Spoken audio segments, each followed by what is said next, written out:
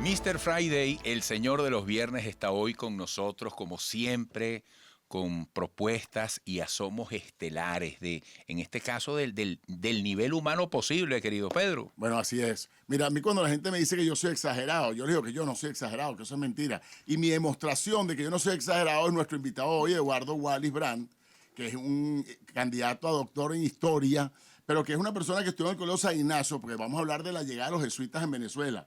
Estudió en Colbert Military Academy, estudió en la Universidad Católica de Derecho, también está estudiando ahorita el doctorado de la Católica. Es impresor de camisetas, fue mecánico, es piloto de avión, fue parapentista de la Delta, pero no cualquiera, se cayó de un parapente a 70 metros y pasó 3 años en cama o silla de ruedas. Es ciclista, pero hizo la ruta Caracas-San Juan de Manapiare, que la presentamos una vez aquí en el programa, 1000 y pico kilómetros en 15 días, que hay un programa en Discovery Channel sobre él. Es submarinista, pero claro, se perdió en una cueva en Falcón, cueva submarina, pasaron 3 días y el rescate fue tan impresionante que Reader's Digest, para los que nos está viendo, el Reader Dije, para el que nos está viendo, la BBC de Londres y ABC hicieron un programa que se llama 911 Rescue, que era irlo a rescatar a él, y ese programa lo pueden buscar en Google. ¿Cómo se llama? Y después descubrió la flota con Charles Brewer, Barry Clifford y varios submarinistas americanos, descubrió la flota del Almirante de Estrés, una flota de 33 barcos perdida en la isla de Ave. ¿Soy exagerado? No soy exagerado. Aquí les traigo a Eduardo Wallis, que viene hoy a hablar de la llegada de los jesuitas a Venezuela. Que como Mira, Pedro, es difícil cantar después de Gardel, así dice Leonardo Palacio, un buen amigo. Hoy estamos, bueno, y vamos a hablar de los jesuitas y se están cumpliendo, el año que viene se están cumpliendo 100 años de que regresaron a Venezuela. ¿Te acuerdas que fueron expulsados de España cuando el motín de Esquilache los bota el conde de Aranda en 1760 y tanto? Carlos III los expulsa de España y de las provincias españolas, de todo el mundo. Regresan con Gómez. Óyeme, los jesuitas fundaron el Colegio San Ignacio en el año 23 y fundaron el Luis Gonzaga en Maracaibo, el Jesús Obrero también en Caracas, Loyola Gumilla en Guyana, tienen toda la obra de Fe y Alegría en la Universidad Católica Andrés Bello, tienen el Centro Internacional de Preparación Profesional. La obra de los jesuitas habla por sí sola. Entonces, fíjate, en el año 23 surge una polémica interesante, lo que llamaron la polémica sobre la enseñanza de la historia patria. Y se divide en dos secciones. Una es cuando la primera carta se publica, Eloy G. González publica una carta al ministro de Instrucción y le dice que cómo es posible que en un colegio regido por los padres jesuitas se esté enseñando la historia patria resaltando las taras del Libertador, las taras históricas del Libertador, como por ejemplo son la guerra a muerte, el fusilamiento de Piar, el fusilamiento de Padilla, los que pasan a cuchillo en Puerto Cabello, y que cómo es posible que unos extranjeros estén dando la instrucción de la historia patria cuando tienen que ser los venezolanos los únicos que saben cómo se lleva, cómo se exalta el culto a estos héroes de la patria, porque solamente son los venezolanos los que lo llevan en la sangre y en los huesos. Ahí yo voy a acotar algo. Eso que dice Wally, esa polémica existe en la historia. La historia no es perfecta, ahí está, la veo, no. Esta misma historia, Wallis la va a contar lo que nos pasó en Venezuela este último mes, de repente distinto a lo que lo cuento yo. Pero eso es una tarea de objetivización, que es parte de lo que... Que es parte de lo que vemos hoy. Claro, la prensa en ese momento, la prensa impresa en esos años era hasta difícil que una fotografía saliera publicada. Para las generaciones nuevas, la prensa de ese momento era una especie de YouTube con Instagram, con Facebook, con WhatsApp y con correo adentro. Y El Heraldo, que es este periódico donde ventilan la polémica, fue el primer periódico en Caracas que tuvo un tiraje de 1000 unidades y fue el primer periódico que se publicó en la mañana y en la tarde, vespertino. Ese fue el primer vespertino que salió aquí. Total que Eloy González le escribe esa carta al ministro, enciende toda la cuestión, pero el padre Gastaminza, Feliciano Gastaminza, que es un sacerdote jesuita que tenía a cargo la instrucción de la historia patria, le contesta al día siguiente. Y le dice, de ninguna manera estamos degradando la figura del libertador, más bien la estamos exaltando porque estamos explicando lo difícil que tuvo en algunos momentos y el contexto de la situación para aquello. En todo caso, nosotros estamos siguiendo el manual de historia de Felipe Tejera y las obras de Gil Fortul. Entonces se abre un segundo capítulo, cuando llegan otros a opinar y dicen, y uno que llega a opinar es Agustín Aveledo, que era un señor interesante que había sido alumno de Juan Vicente González, después hizo el Colegio Santa María, que fue en Caracas, de 1850 hasta 1900, por esos 50 años, todas las personas que se formaron, que fueron a un colegio, fueron al Colegio Santa María.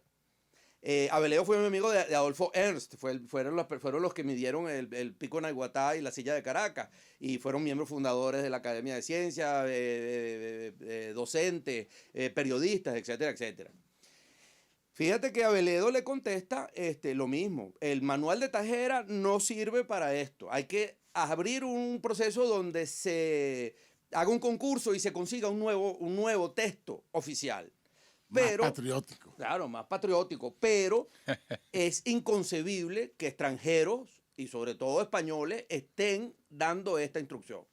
Estamos hablando de la llegada de los jesuitas a Venezuela, para el que nos agarró fascinantemente y en la polémica que se creó entre el poder y los jesuitas, cuando Gómez. Bueno, sigue la polémica y el arzobispo, en ese momento era Felipe Rincón, el arzobispo de Caracas, intenta la nulidad de la ley de educación del año 24. Un año después de esta polémica, sale una nueva ley de educación. El antiguo ministro había dicho que los exámenes se iban a realizar en un jurado público que nombraba la comisión del ministerio. De manera que la educación podía ser privada, pero el título de bachiller era un proceso público. Y Gastaminza les dice, además mis alumnos, la primera promoción de Colegio San Ignacio, que fue a los exámenes públicos, salió muy bien, y eso es un acto donde todos estaban allí, y ahí todo el mundo puede dar fe de que no hubo ninguna degradación a la figura del libertador. Pero lanza en ristre, todos estos siguen atacando. Ya no es tanto el manual de Tejera, porque hay que hacer una reseña que el manual de Tejera fue presidente de la Academia de Historia. Y este señor, Eloy González, cuando estuvo en la sesión donde la Academia de la Historia aprueba el manual de Tejera como un libro insigne y un libro perfecto para dar instrucción en los colegios. Entonces, ¿qué pasa? Que unos años después, los mismos que lo habían aprobado se devuelven. Es más, en el manual de Tejera, en el prólogo del manual de Tejera, están insertas las diferentes menciones que hace la gente, y está la carta de la Academia Nacional de la Historia, donde Eloy González firma como secretario la aprobación del texto de Tejera. Pero toda esta discusión ya no es del texto de Tejera, sino de por qué no son venezolanos los que están dando la instrucción de la historia patria. Esto fue en 1921, 23 y 24, en el 23, por eso. Y para el que nos está oyendo, que no se confunda. Se prepara la ley del 24. ¿Qué dice la ley del 24? Termina la ley del más 24, bien la conclusión de cómo termina este problema, porque la ley 24 pone esa obligación, ¿no? La ley del 24 pone la obligación de que solo son venezolanos los que pueden dar la instrucción de la historia. Ahí empezamos con el nacionalismo. Ahí empezamos con el culto al héroe. Y la pelea sigue. Con el culto al héroe. Termíname con Entonces, la pregunta un poco es, ¿por qué esta gente, que todos eran educadores y todos eran periodistas y todos eran personas de actuación pública, qué pasa con esta gente? ¿Qué pasa con esta gente que reaccionan de esa manera? ¿Cuál es el patriotismo? Es locura. ¿Cuál es el patriotismo? ¿Cuál es el culto al héroe? Esto viene a los jesuitas. Claro, esto contra los jesuitas. Pero termina porque se nos va a ir el tiempo. ¿Cómo se nos acabó? Quedan 2 minutos. Bueno, entonces, ¿qué pasa? La ley del 24 prohíbe a los extranjeros. Esa ley se repica en el 40, en el 48, en el 55 y en el año 80 es que se deja que venezolanos por nacionalización puedan dar historia de Venezuela como profesores del colegio. Wow. Pero, entonces el arzobispo que habíamos hablado, Felipe Rincón, le llegaba de cerca al general Gómez. Entonces, cuando todo esto está encendido, él se acerca, habla con Gómez y Gómez llama a los editores de los periódicos y llama a los periodistas, los sienta a todos y en pocas palabras le dice, oigan, ustedes están hablando mucho de los jesuitas. Yo no quiero que se hable más de los jesuitas. Y durante el resto del periodo de Gómez, más nunca pasó nada en la prensa, ni pasó nada contra los padres jesuitas, que finalmente consolidaron todas esas instituciones que hablamos al principio. Tú sabes que acotando eso, es una que está lo escribe Luis Ugalde en un libro, está en varias partes. Mi abuelo Arcaya, que era ministro de Asuntos Interiores, fue la persona que los jesuitas le llegan en el año 2021 para pedirle permiso para abrir el colegio. Y mi abuelo, que era de gran nivel de educación, habla con Gómez. Y Gómez le dice a mi abuelo, y eso lo cita Ugalde, mire, doctor Arcaya, usted me ha convencido, dígale a esos señores que abran su colegio. Eso sí, dígale a esos curitas que no se me metan en política. Lo que estaba haciendo Gómez era parando el conflicto intelectual que se iba a convertir en un conflicto político. Y la generación del 28. Exacto. Que lo puso a temblar, ¿no? La generación del 28 se le revela a Gómez, no con armas, que era lo que él sabía luchar, se le revelan con ideas y se le revelan con unos discursos que él no supo entender cómo le disparaba de regreso a esto. Pero claro, volviendo al principio, para cerrar el ciclo, acuérdate que los jesuitas son votados de España y de todas las provincias españolas, porque el conde de Aranda dice que ellos están detrás del motín de Esquilache, que suena, que no fue un motín contra el rey ni contra la monarquía, pero dicen que la mitad de la población de Madrid estuvo, o sea, fue como una marcha, como esas marchas que se hacen aquí, y una marcha que puso a temblar en un momento determinado la corona, y al rey lo tuvieron que sacar por la puerta de atrás y se lo llevaron a esconderlo en otro lugar por si la gente tumbaba la puerta y todo esto. Estamos hablando pre-revolución francesa, estamos hablando unos años antes de la revolución francesa. Mira, este es un relato apasionante que nos lleva a la reflexión sobre las relaciones de poder en esos tiempos y también, oye, la capacidad y ese carácter de los jesuitas de ser auténticos revolucionarios, de ser contestatarios, inquietos, de comprometerse directamente con las cosas, ¿no? Mira, qué interesante. Yo traje mi yearbook. San Ignacio Loyola, catálogo general 79-80. Seguro salgo hermosísimo por ahí. Dos ignacianos apasionados. No, que va, yo pasé por ahí un gallo y medio y de broma.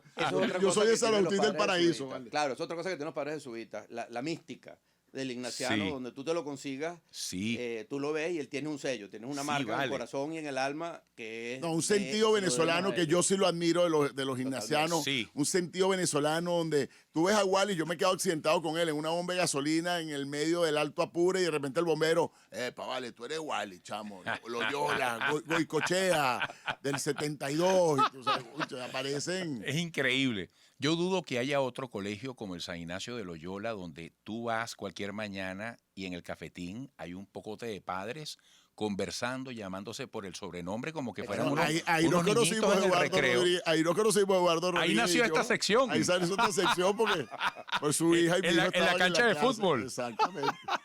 Mira, qué bueno. Sí. Tienes que volverlo a traer, Pedrito. Claro, Eduardo. Cuenta el cuento de la perdida en la cueva. Qué bonito. Que salió en 911 Rescue, un programa de televisión en Estados Unidos.